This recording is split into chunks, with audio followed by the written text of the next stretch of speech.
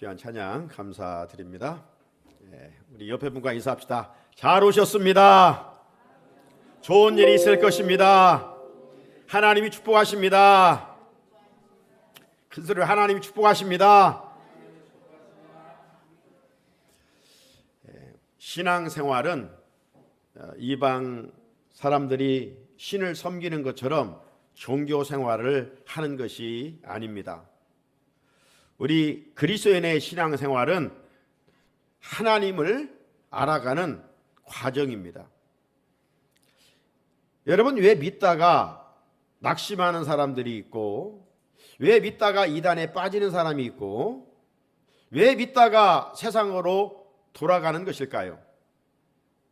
하나님이 어떤 분인지를 제대로 알지 못하기 때문입니다. 우리가 가지고 있는 66권 성경은 하나님을 계시해 주고 있는 말씀입니다. 하나님은 보이지 않으셔요. 영이기 때문에. 하지만 그분은 말씀을 통해서 당신이 어떤 분이신가를 정확하게 세밀하게 보여주시고 있습니다. 그렇기 때문에 믿는 자들은 보이지 않는 하나님을 내가 만난 것처럼, 아니 내가 소유한 것처럼 경험하면서 살아가지만, 믿지 않는 자들은 성경 말씀을 보지 않기 때문에 하나님의 실존을 인정하지 못하고, 성경이 시작하는 창조도 믿지 못하고 원숭이의 후손들이라 신화론에 빠져 허무한 인생을 살아가게 되는 것입니다. 우리가 건강한 믿음 생활, 올바른 교회 생활을 하기 위해서는 하나님을 잘 알아야 돼요. 하나님을 바로 알아야 돼요. 그렇지 않고 인간적인 생각으로 믿음 생활을 하면 마치 뿌리 옅은 나무처럼 오래가지 않아서 시들고 말게 되는 것입니다. 우리가 하나님을 제대로 알고 말씀대로 알아갈 때 우리는 시냇가에 심겨진 나무처럼 때를 따라 열매를 맺는 은혜를 입을 수가 있습니다. 그래서 우리는 힘써 여호와를 알자. 우리가 살아가면서 뭐 하나 얻기 위해서 힘쓰잖아요. 그런 것처럼 우리가 하나님을 아는 일에 힘써야 됩니다. 그래야 참된 능력 있는 그리스도인이 될 수가 있어요. 그래서 우리는 첫째 날에는 은혜의 보좌 앞으로 부르시는 하나님. 왜 우리를 은혜의 보좌 앞으로 부르신다고 그랬어요? 우리를 긍휼히 여기시고 때를 따라 돕는 은혜를 주시기 위하여. 그래서 우리는 예배의 자리, 기도의 자리에 선한 열심을 가지고 참여하자, 이런 말씀을 함께 나누었어요. 어제는 우리 하나님이 무엇을 좋아하시는가? 하나님은 그래요, 찬양을 좋아하시는 하나님, 찬양을 좋아하시는 하나님이라고 그랬어요. 그래서 우리를 구원해 주신 목적도, 우리를 빚어주신 목적도 찬양하기 위함이다. 하나님은 찬양 중에 계신다. 찬양할 때 결박이 풀어지고, 찬양할 때 악령이 떠나고, 찬양할 때 영적 전쟁에서 승리하는 말씀들을 살펴봤어요. 오늘은 셋째 날입니다. 우리 하나님 어떤 하나님이냐? 우리 아픔을 공감하시는 하나님이에요. 우리 아픔을 공감하시는 하나님. 여러분, 공감이란 말이 뭐면 공감. 공감은 뭐예요? 함께 느낀다는 것이죠. 내 입장이 아니라 항상 상대방의 입장에서 그가 경험한 바를 이해하거나 다른 사람 입장에서 생각해 보는 행위를 공감이라 사전에서 그렇게 기록하고 있습니다. 공감에 대해 찾아보니까 공감은 두 종류가 있어요. 첫째는 인지적 공감이 있어요. 인지적 공감. 그리고 또 하나는 정서적 공감이 있습니다. 인지적 공감, 정서적 공감. 자, 상대를 알고 이해하는 것, 상대를 아는 것, 이게 인지적인 공감이에요. 반면에 상대가 느끼는 어떤 상황이나 감정을 비슷하게 느끼는 이것을 정서적 공감이라 그래요. 그러면 이 두 가지 중 순서로 말하면 무엇이 먼저일까? 인지적 공감이 먼저일까요? 정서적인 공감이 먼저일까요? 인지적 공감이 먼저죠. 먼저 제대로 알아야 또 그 사람이 어떤 사람인가를 느낄 수가 있는 것이죠.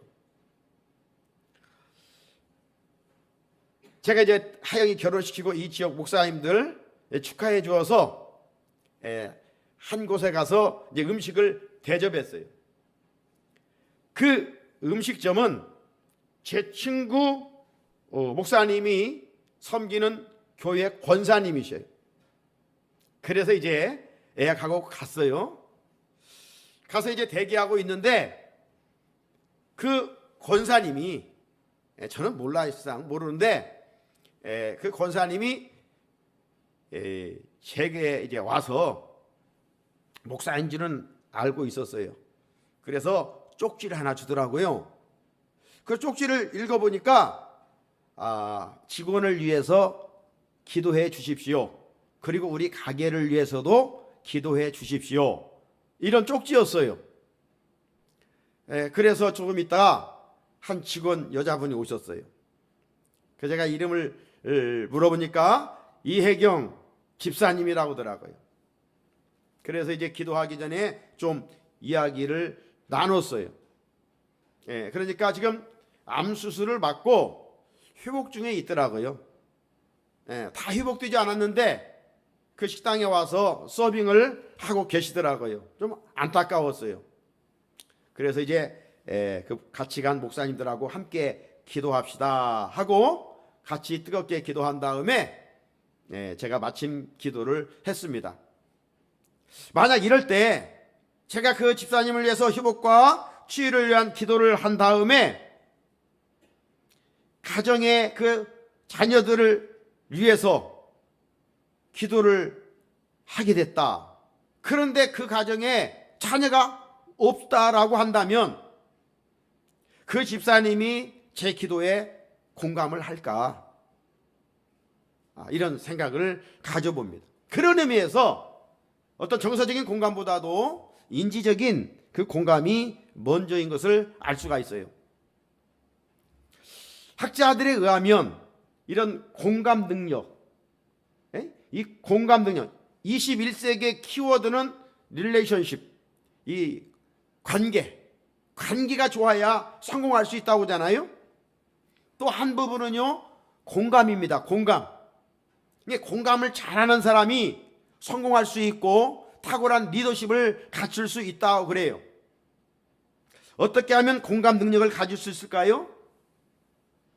여러분, 대화의 기술에서 우리가 좋은 대화법은 이제 상대방이 말할 때 경청하는 것이죠. 잘 듣는 것. 이 히어링이 참 중요한 것입니다. 그리고 또 하나는 뭡니까? 상대방의 눈을 맞추는 것이죠. 아이 컨택이라고 하죠.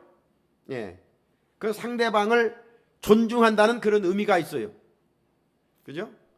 그래서 잘 들어주고 잘 봐주는, 이게 공감 능력입니다. 그러면서 이제 고개를 끄덕끄덕 해주면 지금 상대방이 내 말을 잘 듣고 있다, 이렇게 이제 평가를 할 수가 있는 것 아니겠어요? 공감이 없으면 어떻게 돼요? 벽에다 이야기하는 것 같죠? 그래서 이제 대화가 이어질 수가 없습니다.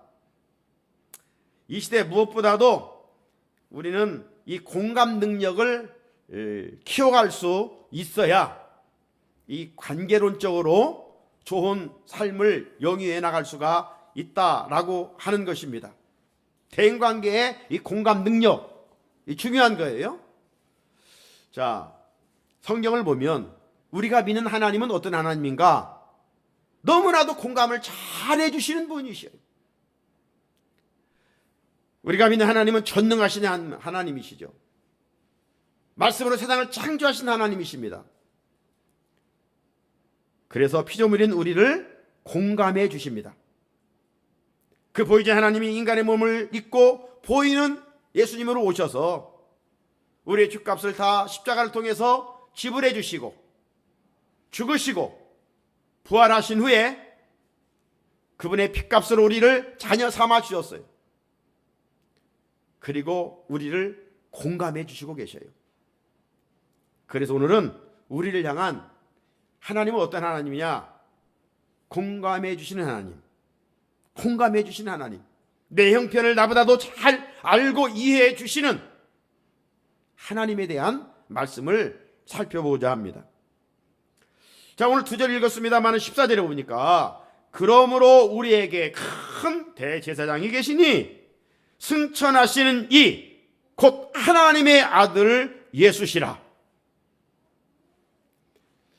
첫날도 말씀드렸습니다만 히브리서는 예수 그리스도의 우월성을 강조하고 있는 책이라고 그랬죠. 천사보다도 우월하고 이스라엘 백성들이 존중히 여기는 율법을 받던 모세보다도 우월하고 또 구약에 여러 제사들이 있는데 그 어떤 제사보다도 예수님이 우월하다는 것을 강조하고 있는 책이 히브리서 기독론 책입니다.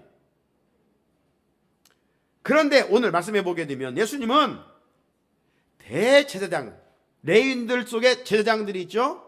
그 제사장 중에 또 대제사장이 있어요. 그런데 오늘 예수님은 어떤 대제사장이라고요?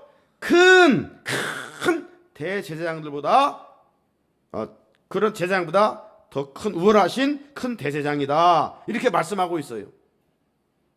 이게 예수님은 구약의 대제사장들과 비교할 수 없는 유일한 대제사장이라, 이런 말씀의 의미이겠죠. 자, 그렇다면 하나님의 아들이신 예수 그리스도가 어떻게 큰 대제사장이 되셨을까요? 14절을 또 주목해 보면 그러므로 우리에게 큰 대제사장이 계시니 승천하신 이 곧 하나님의 아들 예수시라. 이 말씀을 보면 예수님께서 이 땅에 오셔서 구원 사역을 다 마치시고 하늘로 올라가셨죠. 승천하셨지요. 그래서 하나님이 그를 큰 대제사장으로 세우셨다 말씀합니다. 예수님은 우리의 모든 죄와 허물을 담당하시고 십자가에 달려 죽으셨습니다. 그 십자가에서 우리의 수치와 형벌을 받으시고 우리의 모든 죄값을 완벽하게 지불해 주셨습니다. 실상 아담 이후에 죄로 말미암아 하나님께 나아가는 길이 가로막혀 있었죠. 차단되어 있었습니다. 그런데 예수님께서 십자가에 달려 돌아가실 때 성전에 한 사건이 일어났죠. 어떤 사건입니까? 성소와 지성소를 나누고 있었던 휘장이 위로부터 아래로 찢어졌습니다. 사람이 찢었다면 밑에서부터 찢어야죠. 하나님이 하셨기 때문에 위에서부터 아래로 찢어졌어요. 그 결과 어떻게 됐습니까? 죄인인 인간들이 하나님께로 나갈 수 있는 마치 영적 고속도로가 생긴 거예요. 하나님께 나갈 수 있는 새로운 길이 만들어진 것입니다. 히브리서 기자는 이걸 가리켜서 새로운 살길이라 이렇게 말씀합니다. 히브리서 10장 19절 20절에 보면 그러므로 형제들아 우리가 예수의 피를 힘입어 성소에 들어갈 담력을 얻었나니 그 길은 우리를 위하여 휘장 가운데로 열어놓으신 새로운 살길이요 휘장은 곧 그의 육체니라.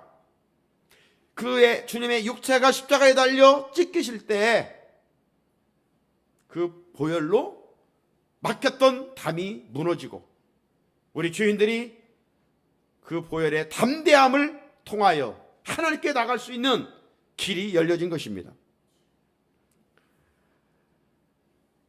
그뿐만이 아닙니다. 예수님은 십자가의 화목제물로 죽으심으로 단번에 영원한 속죄를 이루셨다고 말씀합니다. 히브리 9장 12절을 보면 염소와 송아지의 피로 하지 아니하고 오직 자기의 피로 영원한 속죄를 이루사 단번에 성소에 들어가셨느니라. 구약시대 때는 우리가 아는 것처럼 인간이 죄를 지으면 어떻게 했습니까? 가정 형편에 따라 가난한 자는 비둘기를, 좀 사는 사람들은 양과 또 염소를, 나아가서 부자들은 소를 잡아서 하나님께 제사를 드렸잖아요. 반복되는 제사를 드렸어요, 구약에는. 그리고 그 피를 보시고 하나님이 백성들의 죄를 탕감해 주셨어요. 그런데 대제사장이신 예수님이 십자가에 달려 죽으심으로 단번에 구약의 사람들처럼 죄를 지을 때마다 짐승을 잡아 피를 가지고 하나님께 나갈 필요가 없어요. 구약의 피는 장차 오실 예수님의 보혈의 그림자였어요. 주님은 실체이죠. 그렇기 때문에 더 이상 다른 피가 필요 없는 거예요. 완전한 속죄예요. 그러므로 예수 그리스도는 구약에 있는 대제사장과 비교할 수 없는 큰 대제사장이요 유일하신 대제사장이십니다. 우리에게 있는 이 큰 대제사장이신 예수님은 우리의 연약함과 우리의 아픔에 대해서 너무나도 잘 공감해 주시는 분입니다. 오늘 15절을 보십시오. 우리에게 있는 대제사장은 우리의 연약함을 동정하지 못하실 리가 아니요. 동정하실 못하실 리. 여러분, 부정의 부정은 뭐예요? 긍정이에요, 긍정. 긍정을 강조할 때는 부정의 부정은 이런 표현을 사용하잖아요. 예수님은 여기 우리의 연약함을 동정하지 못하실 리가 아니요란 말은 우리의 연약함을 누구보다도 잘 동정하시는 분이시다. 이 동정이란 말이 뭡니까? 긍휼한 마음을 가지고 공감한다는 말이에요.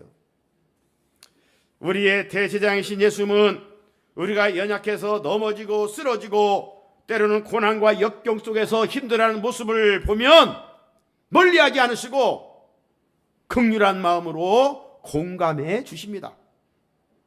하늘에서 우리를 위해서 그분은 간구하고 계신다고 그랬죠.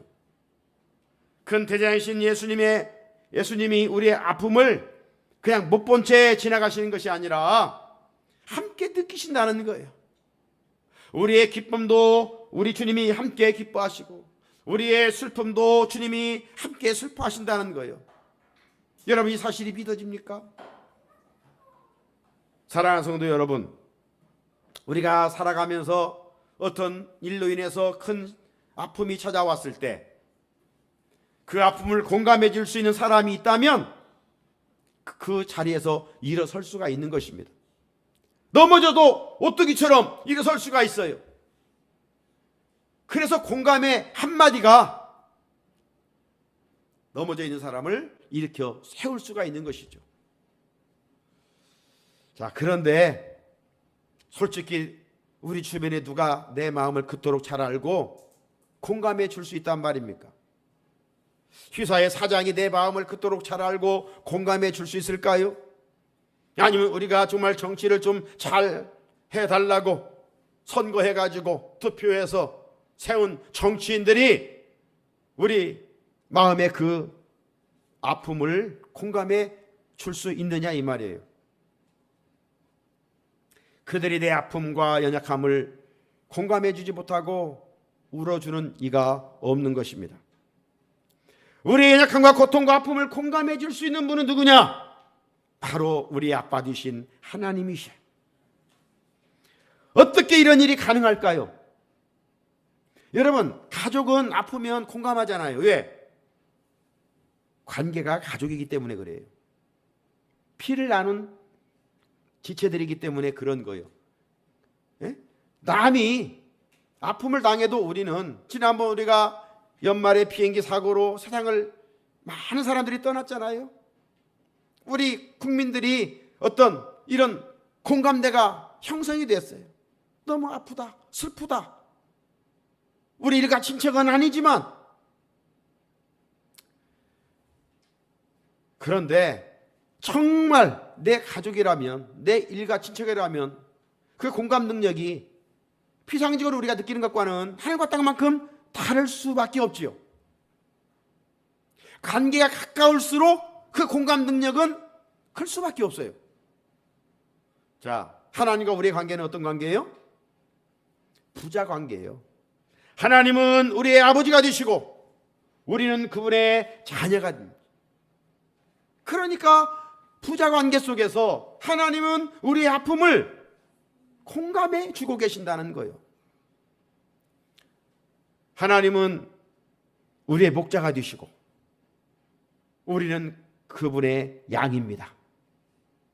짝꿍 목자가 아니시고 선한 목자이신 주님이시기 때문에 우리가 힘들 때 우리를 유면하지 않으시고 우리의 아픔을 나보다도 더 잘 알고 아파하시는 분이 우리 주님이시다, 이 말이에요. 주님과 우리의 관계는 주종 관계예요. 아버지와 아들 관계뿐만 아니라 주인과 종의 관계예요. 그런데 우리 주인은 참 좋으신 분이셔요. 그래서 우리의 종의 신분을 하시고 또 공감해 주셔요. 뿐만 아닙니다. 우리 주님은 우리의 신랑이 되시고 우리는 그분의 신부예요. 그래서 신랑이신 그분이 사랑하는 신부의 그 아픔을 결코 유면하지 않으신다, 공감해 주고 계신다, 이 말이에요. 성경이 하나님과 우리 사이를 이렇게 관계로 표현하는 이유는 가정이 아니라 실제이기 때문에 그렇습니다. 제 아내와 저는 결혼 관계를 통해서 부부가 된 거예요. 그렇죠? 부부는 다 마찬가지입니다. 제가 아내의 아바타도 아니고 아내가 제 아바타도 아니에요. 그러므로 우리는 함께 먹고 함께 어디를 가고 또 함께 아픔도 나누는 것입니다. 부부니까. 어디가 아파 힘들 때 때로는 말로 표현을 하지 못할 수도 있지만 마음은 아프죠. 남편이 아프고 아내가 힘들 때 부부 서로 마찬가지죠. 아내의 기쁨은 내 기쁨이 되는 것이에요. 자녀가 아프면 내가 아프고 자녀가 기쁘면 부모의 마음도 기쁜 거예요. 이 관계예요. 우리 하율의 손자가 말을 배우고 노래를 하고 즐겁게 뛰어놀면 할아버지의 기쁨이에요. 할아버지의 즐거움이고 할아버지의 행복이더라고요. 반대로 손자가 어디 아프다 하는 소식이 들려오면 눈에 보이지 않지만 마음이 편치를 않아요. 제 마음도 아픈 거죠. 부모의 마음도 아프겠죠. 왜 그럴까요? 할아버지와 손자라는 관계 때문에, 부부라는 관계 때문에, 부모라는 관계 때문에. 우리 하나님도 마찬가지예요. 우리가 예수를 믿을 때 주님의 영이 우리 안에 들어와 계십니다. 그래서 주님이 우리 안에, 우리는 주님 안에 거하게 되는 신비한 연합을 이루게 되는 거예요. 신비한 연합. 그래서 예수 믿을 때 우리는 주님의 몸과 연합이 됩니다. 그래서 사도 바울은 그리스도의 몸으로 예수 그리스도를 교회의 머리라고 표현을 했어요. 우리의 몸은 머리와 몸으로 나눠져 있잖아요. 그래서 한 곳이 아프면 다 아픈 거예요. 그죠? 연합되어 있기 때문에 그렇습니다. 몸이 아프면 머리도 아프고 몸이 즐거우면 머리도 같이 즐거운 거예요. 통구동락하는 거예요. 아무튼 나의 아픔이 주님의 아픔이 되고 나의 기쁨이 주님의 기쁨이 된다는 것이죠. 예수님은 나의 아픔을 누구보다도 잘 공감해 주시는 분이셔요. 또 하나의 이유는 주님께서 내 모든 연약함을 친히 경험해 주셨기 때문입니다. 하나님이 영으로만 존재해 계신다면 육인 우리의 모습을 이해할 수가 없어요. 그러잖아요? 우리가 몸으로 고통을 당하는데 영은 몸이 없는데 뭔 고통을 느끼겠습니까? 그런데 하나님은 인카네이션, 영이신 그분이 인간의 몸을 입고 이 땅에 오셨어요.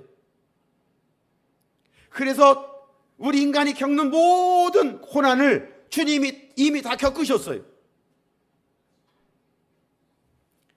15절에 보십시오.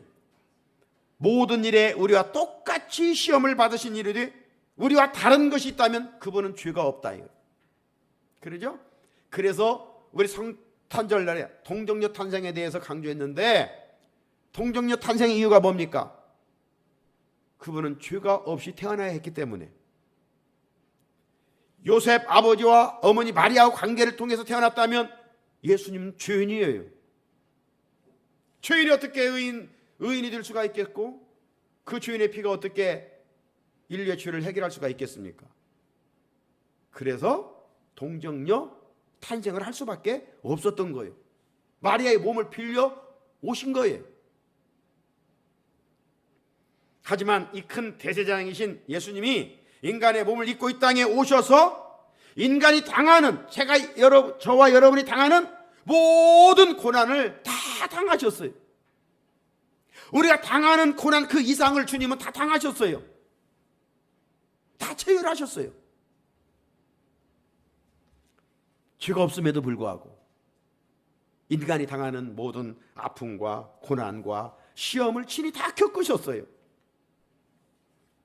예수님은 정말 오늘날 하면 흙수저 가정에 태어났잖아요. 정말 가난한 가정에 태어났어요. 얼마나 가난하면 결례식을 행할 때 비둘기 바쳤잖아요. 극빈자가 비둘기 바치는 거예요. 그러니까 예수님은 아주 가난한 사람 집에서 태어났어요. 목수의 아들로 태어났어요. 흙수저죠, 흙수저예요. 비련한 인생을 살았어요. 그리고 예수님이 태어난 곳이 어디예요? 나사렛. 필립이 나다나엘을 찾아가 전도하니까 나다나엘이 뭐라고 했어요? 나사렛에서 무슨 선한 것이 나겠느냐? 그만큼 예수님이 태어난 지역도 별 볼 일 없는 곳이, 정말 천히 여겼던 곳이 나사렛이에요. 그러니까 뭐 나사렛에서 무슨 선한 것이 나, 그래도 메시아로 왔다면 정치 종교의 중심지였던 예루살렘에서 나야지. 그래서 예수님은 나사렛 사람이라 이렇게 불리잖아요. 게다가 예수님은 생애를 보면 자신을 따랐던, 그리고 자신이 사랑했던 제자들로부터 배신을 당하잖아요.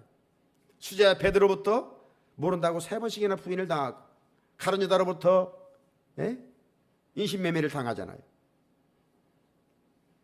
마침내 우리 인류를 주위에서 구원하시고 십자가에서 다 벌겨벗겨지시고 수치와 조롱을 다 당하셨습니다. 뿐만 아니라 예수님의 공생이 시작할 때 보면 광야에서 40일 금식기도 했을 때 마귀 사탄이 찾아와서 3가지 시험을 하시잖아요. 물질의 시험, 명예의 시험, 권력의 시험. 예수님은 모든 고난과 고초를 다 당하시고 우리 인간이 겪어야 할 모든 시험도 다 당하셨어요.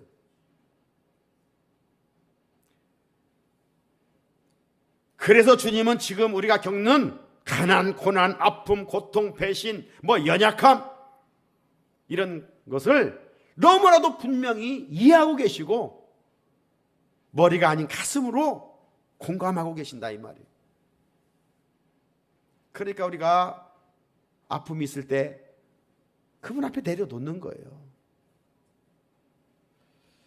그래서 우리가 흔히 예수님을 얘기할 때 상처 입은 치유자다. 상처 입은 치유자다. 예? 누가 누구의 마음을 안다고 하듯이 예수님은 우리가 당하는 상처 이전의 모든 시험과 상처를 체험하신 분이시기에 우리의 그 아픔에 공감하고 계신다. 이 말씀입니다. 자신의 상처를 가지고 우리의 상처를 치유해 주시는 분이시에요. 우리 주님은 그분의 능력으로 우리의 아픔과 상처를 치유해 주십니다. 여러분 지금 어떤 아픔과 고통이 있습니까? 어떤 아픔으로 지금 짓눌려 있습니까? 주님 앞으로 나가면 십자가에 못 박히신 손과 발로 우리의 죄로 인한 괴로운 상처를 치유해 주십니다. 그러면 힘들다고 넋두리 할 때가 아니라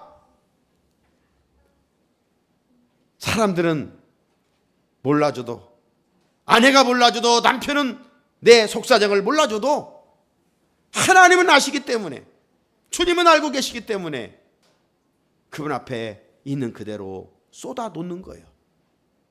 여러분 오늘 내가 출근해서 시편 말씀을 한 열 몇 장을 읽었어요. 시편의 내용들이 뭡니까? 자신의 고통들을 다 하나님 앞에 내쏟는 거예요. 하나님 왜 지금 내 고통을 안 보십니까? 네? 처음에는 좀 약간 원망으로 나가요.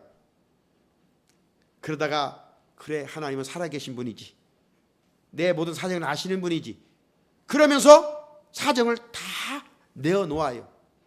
내어놓으면서, 여러분 상담자를 찾아간 피상담자는 상담자가 뭘 해결해 주는 게 아니에요.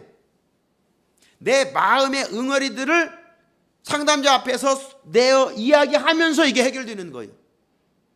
네? 이게 상담 기법이에요.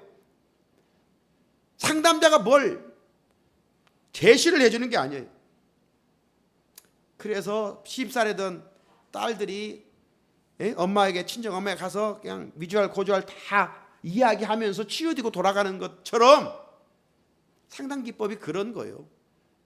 시편에 환난당한 자들을 보면 그렇게 다 하나님께 끄집어내놔요. 하나님이 친정 아버지 같은 그런 인격자로 바라보면서 다 내놓고 이제 믿음을 가지고 하나님이 나를 치유하셨다, 내 문제를 해결해 주셨다, 나에게 더 좋은 것으로 채워주신다, 이런 확신을 가지고 돌아가는 거예요. 그러면서 찬송으로 끝나는 것이 시편의 시들이에요.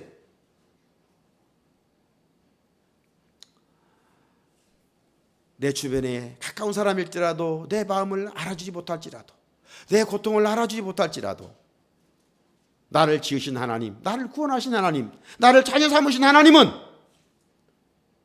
내 고통을 다 알고 계신다, 공감해주고 계신다, 이 말씀이에요. 주님이 그래서 이 시간 우리에게 이렇게 말씀하실 것 같아요. 사랑하는 딸아, 사랑하는 아들아, 다른 사람은 몰라도 나는 다 안다. 그분 우리의 생각도 우리의 마음도 감찰하시는 분이시잖아요. 내가 너의 모든 연약함과 질고를 지고 너의 모든 아픔과 상처를 당했으니까 네가 흘리는 눈물의 의미를 알고 너의 이로움을 내가 안다. 네가 당한 배신의 아픔도 내가 알고 있다. 네가 힘들고 지친 것도 내가 다 알고 있다. 그러니까 주님은 문제 해결 능력이 있으니까 오라는 거 아닙니까? 수고하고 무거운 짐진 자들아 다 내게로 오라. 오라는 거예요. 은혜의 보좌 앞으로 오라는 거예요. 기도의 자리로, 말씀의 자리로 오라는 거예요.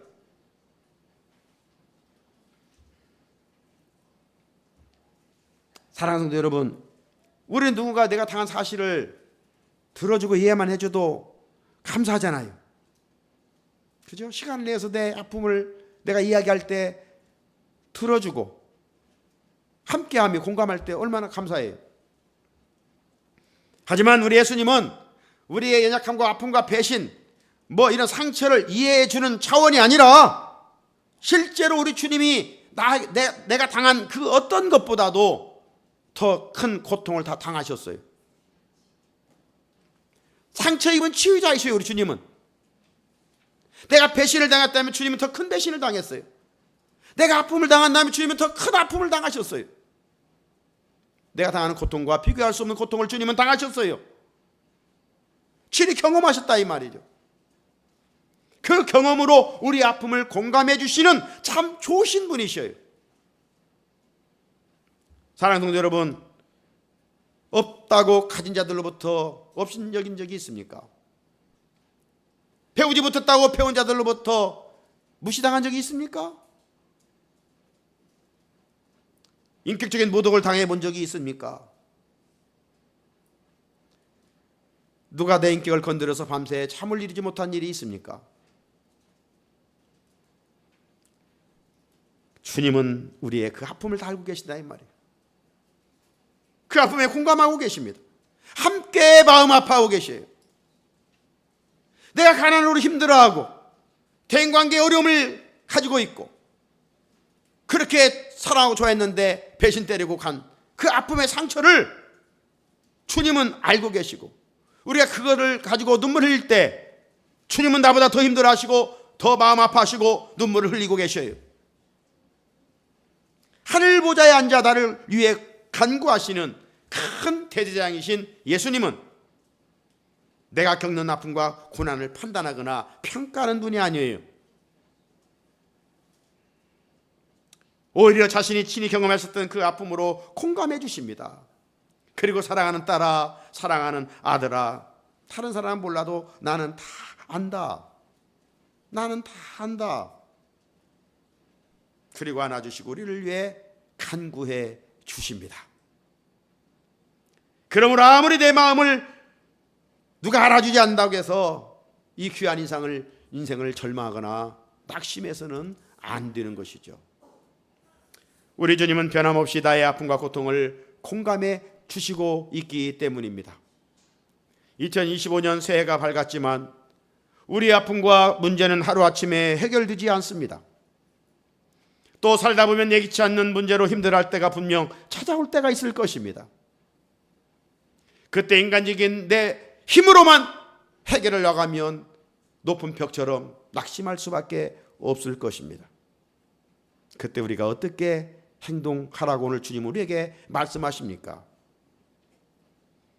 우리의 아픔을 공감해 주시는 하나님 앞에 한 걸음 더 가까이 나오라고 말씀하십니다. 그러면 하나님께서 우리를 따뜻한 마음으로 공감해 주시고 그분의 넓은 품으로 안아주시고 그분의 사랑으로 우리를 위로해 주시고 싸매어 주실 것입니다. 이런 은혜가 2025년 우리 앞길에 가득 채워질 수 있기를 주님의 이름으로 축복합니다. 우리 같이 주제가 부르고 기도하시겠습니다.